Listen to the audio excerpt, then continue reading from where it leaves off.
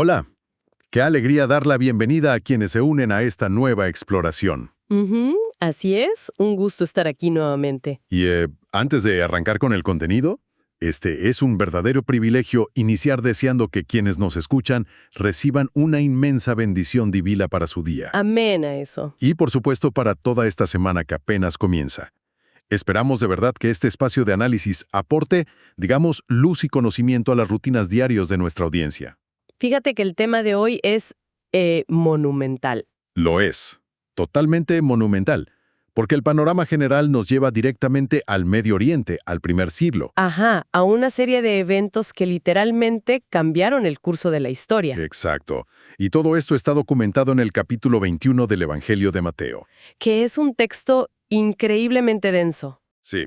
Y para desentrañar todo esto, contamos con apuntes de dos fuentes eruditas sumamente respetadas. Estamos hablando de las notas de la Biblia de Estudio Holman y la Biblia de Estudio NAE. Así es. Ambas son referentes. Y ofrecen un material que es, fascinante para analizar. Estos textos dan una mirada muy meticulosa a un momento histórico particular, Y aportan un contexto cultural que a veces... que a menudo pasa completamente desapercibido, ¿verdad? Sobre todo en una lectura rápida. Claro, en una lectura superficial uno se pierde los detalles. Y esa es precisamente la misión de nuestra inmersión profunda de hoy. Ujú. La meta no es simplemente relatar una historia antigua que muchos de los que nos sintonizan quizá ya conocen de memoria. No para nada.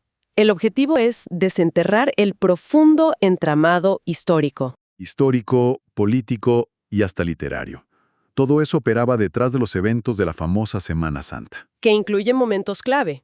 La entrada triunfal, la purificación del templo. Y esa serie de parábolas de Jesús que, en su contexto original, fueron absolutamente explosivas. Explosivas es la palabra correcta. Se trata de descubrir qué mensaje codificado estaba leyendo la audiencia del primer siglo. Un mensaje que captaron de forma muy natural, pero que hoy requiere un poco de traducción. Exactamente. Bueno, vamos a desempacar esto. Adelante. Empecemos por la aproximación a la ciudad.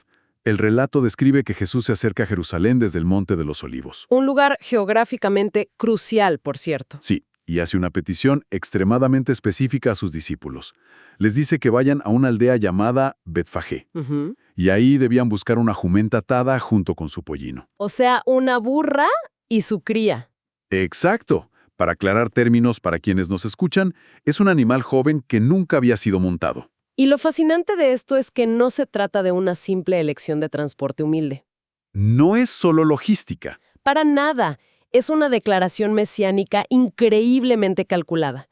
Las notas de estudio que revisamos indican que esta acción cumple una profecía muy concreta. De la antigüedad hebrea. ¿Sí? De Zacarías 9:9. Y también hace eco de Isaías 62:11. O sea que Jesús está declarando ser el rey. Exacto. Pero el contraste aquí es la clave. Un conquistador militar romano, Hubiera entrado en un caballo de guerra. claro, un caballo de guerra imponente para causar terror, pero un asno simbolizaba a un rey que venía en misión de paz. Fíjate que hay un detalle memorable sobre eso al cruzar las fuentes. El Evangelio de Mateo es muy insistente en mencionar a los dos animales. La madre y la cría. Sí, y el experto podría preguntarse por qué dos. Las fuentes sugieren algo literario y algo práctico. El paralelismo hebreo. Exacto. La poesía antigua hebrea no rimaba sonidos, repetía ideas. Mateo resalta a los dos animales para encajar con el estilo poético de Zacarías. Pero el análisis aporta otro contexto histórico y biológico buenísimo. A ver. Un pollino que nunca ha sido domado en medio de una multitud ruidosa es impredecible, Se asustaría con los gritos. lógicamente. Así que las notas sugieren que la jumenta, la madre, iba justo al lado del pollino para calmarlo. Qué detalle tan práctico.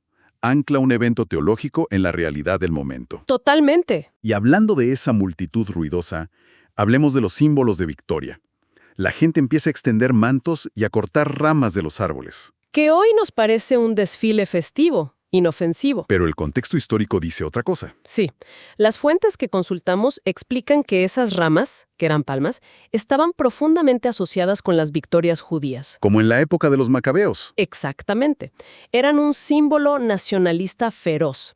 Y extender los mantos en el suelo era una ceremonia de sumisión real. Básicamente estaban coronando a un rey frente a las narices del Imperio Romano. Era un acto de rebeldía política y espiritual enorme. Pero luego está el famoso grito. La gente gritaba «Hosana». Uno suele pensar que es un saludo como «Viva» o «Aleluya». Pero el verdadero significado es mucho más profundo. ¿De dónde proviene? Es una referencia directa al Salmo 118. Lejos de ser un simple saludo, es un clamor urgente de liberación. Imagínate el impacto de todo esto. De hecho, el texto dice que toda la ciudad se alborotó. Y esa palabra en el original refleja un temblor. Las notas de estudio indican que refleja el terror de la ciudad ante alguien que podía usurpar el poder político y religioso. La élite estaba aterrada. Se sacudió la ciudad entera. Y la acción no se detiene ahí. Jesús no va al palacio romano, va directo al templo. El tumulto en el templo.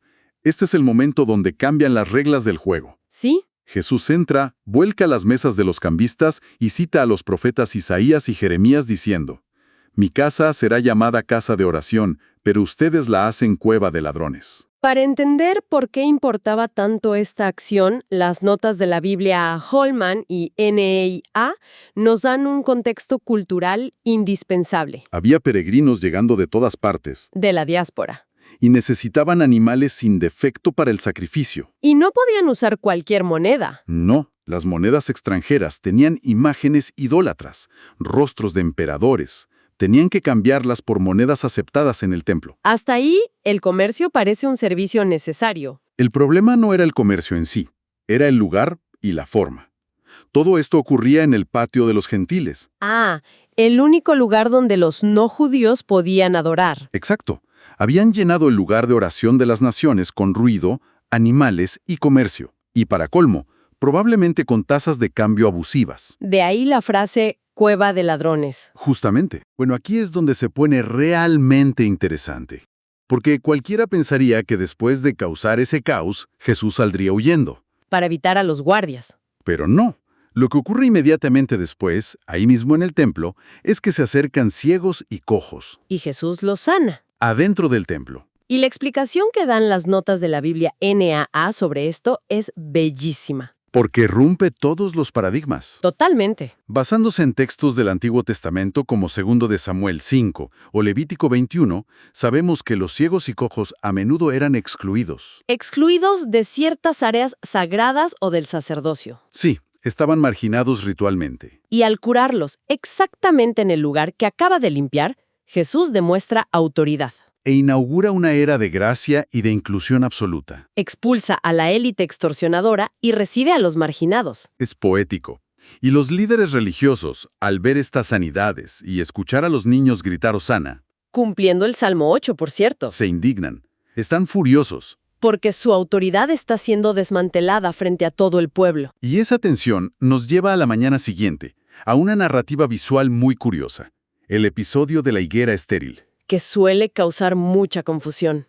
Sí, el texto relata que Jesús ve una higuera, se acerca buscando fruto, pero solo encuentra hojas. Entonces la maldice y el árbol se seca. Y claro, desde afuera parece un arrebato de ira contra una planta. Pobre árbol, ¿no? Pero si conectamos esto con el panorama general, cobra todo el sentido. A ver, expliquemos el significado simbólico basándonos en nuestras fuentes. No es enojo, es un juicio en vivo, una parábola viviente. La higuera representa históricamente a la nación de Israel, especialmente a sus líderes religiosos de esa época. ¡Exacto! Tenían una apariencia increíble de piedad representada por las hojas verdes. Se veían muy religiosos. Pero carecían de verdadera justicia. No tenían fruto. Así que el árbol seco es una advertencia gráfica del juicio divino sobre ese sistema hipócrita. Y hay un detalle cronológico en las notas que es fascinante. Sobre cómo lo cuentan Mateo y Marcos. Así es. Uno al revisar los textos nota una discrepancia. Mateo relata el evento de la higuera secándose de forma inmediata. En ese mismo instante. Sí. Pero el Evangelio de Marcos divide el evento en 2 días distintos. ¿Y cómo resuelven esto las notas de estudio? Aclaran que Mateo comprime la línea de tiempo por razones temáticas. Ajá, priorizando el impacto teológico. Exacto. Agrupa todos los eventos de juicio, el templo, la higuera, sobre la cronología estricta, para dar un mensaje contundente sobre el rechazo a la hipocresía. Todo está meticulosamente organizado. Y esto desemboca en las trampas de autoridad. Los líderes por fin lo confrontan en público. Le preguntan, ¿con qué autoridad haces esto? Querían acorralarlo, pero Jesús responde con una trampa maestra. Les hace una pregunta condicionada. Les pregunta sobre el origen del bautismo de Juan el Bautista. ¿Era del cielo o de los hombres? Y los líderes se quedan atrapados en su propio juego. Porque si admitían que el bautismo de Juan era del cielo, la verdad divina, Jesús les diría, ¿por qué no le creyeron? Pero si decían que era de los hombres, enfurecerían al pueblo, que consideraba a Juan un profeta. Así que optan por fingir ignorancia y dicen, no sabemos. Pierden toda credibilidad en ese instante. Entonces, Jesús les lanza dos parábolas punzantes como respuesta. La primera es la de los dos hijos. Desgranemos esto según los apuntes. Un padre le pide a sus dos hijos que vayan a trabajar. Uno dice no de frente, pero luego se arrepiente y obedece. Y el otro dice, sí, señor, muy educado, pero nunca va. Cuando Jesús les pregunta quién hizo la voluntad del Padre, ellos mismos admiten que el primero. Y ahí es donde Jesús aplica la parábola de manera durísima. Les dice que los publicanos, que eran los recaudadores de impuestos, Considerados traidores. y las prostitutas, están entrando al reino de Dios antes que ellos, los líderes religiosos. Es una afirmación escandalosa para la época. Porque esos marginados dijeron no con su vida inicialmente, pero se arrepintieron ante el mensaje de Juan el Bautista. Mientras que los líderes decían sí a Dios todos los días, pero no daban ningún fruto, puras hojas, como la higuera. La conexión temática es brillante, y la segunda parábola no es menos intensa. La de los labradores malvados. Esta es una alegoría directa. Las fuentes señalan que está sacada del capítulo 5 de Isaías. El cántico de la viña. Todos ahí sabían de qué estaba hablando. El dueño de la viña es Dios. La viña es Israel. Los labradores son los líderes religiosos encargados de cuidarla. Y cuando el dueño envía siervos a recoger el fruto, los golpean. Esos siervos son los profetas del pasado. Hasta que el dueño envía a su propio hijo. Y los labradores lo asesinan para quedarse con la heredad, que es una prefiguración evidente de lo que le harían a Jesús en unos días. Ellos mismos pronuncian su sentencia al decir que el dueño destruirá a esos labradores. Ahí llegamos al clímax. Jesús cita otra escritura clave, la piedra angular, El Salmo 118, versículo 22. la piedra rechazada por los edificadores que se convierte en la cabeza del ángulo. Y añade algo devastador para la élite, que el reino será dado a una nación que produzca los frutos. Las notas aclaran algo vital aquí. No significa solo reemplazar un grupo étnico por otro. Para nada. Hablamos de la creación de una nueva comunidad de seguidores, compuesta tanto por judíos como por gentiles. Una comunidad cuya identidad esté basada en la obediencia y el fruto espiritual, y no en el estatus o la genealogía. Es un cambio de paradigma total. Y bueno, analizando todas estas fuentes, es fascinante ver cómo todo se conecta. Sí, si hacemos una reflexión sobre la lección principal de todos estos eventos en el capítulo 21 de Mateo, vemos un patrón claro. Hay un contraste radical entre la apariencia y la realidad. Esa es la esencia. Lo vemos en las hojas sin fruto de la higuera, En los líderes que dicen sí frente a todo el mundo, pero en privado no actúan. en un templo majestuoso, impresionante a la vista, pero lleno de comercio extorsionador en lugar de oración sincera. Y todo eso contrasta fuertemente frente a aquellos marginados, los publicanos, los niños, los enfermos que, sin tanta fachada, sí reconocen la verdad. Esto hace que uno conecte estos textos antiguos con la vida actual. Es inevitable preguntarse sobre nuestra sociedad actual. Para quienes nos escuchan hoy, ¿con qué frecuencia valoramos más la apariencia de conocimiento, de autoridad o de virtud? En lugar de buscar la aplicación real y genuina de esos valores.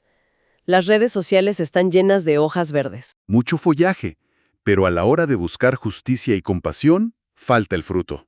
Es una interpelación muy directa del texto. Es una reflexión muy necesaria. Y para dejar un pensamiento provocativo final, algo para la reflexión personal de nuestra audiencia, consideremos a esa multitud del domingo. ¿Los de la entrada triunfal? Sí, gritaban hosana, clamaban por salvación, pero sus expectativas estaban puestas en un rey político que derrocara al imperio romano mediante la fuerza militar. Esperaban violencia y poder terrenal. Sin embargo, la salvación que Jesús les ofreció durante esa semana se centró en algo muy distinto, en la limpieza espiritual, en el fruto moral, en la gracia hacia los marginados. No era la revolución armada que exigían. Y debido a eso, sus expectativas se frustraron trágicamente.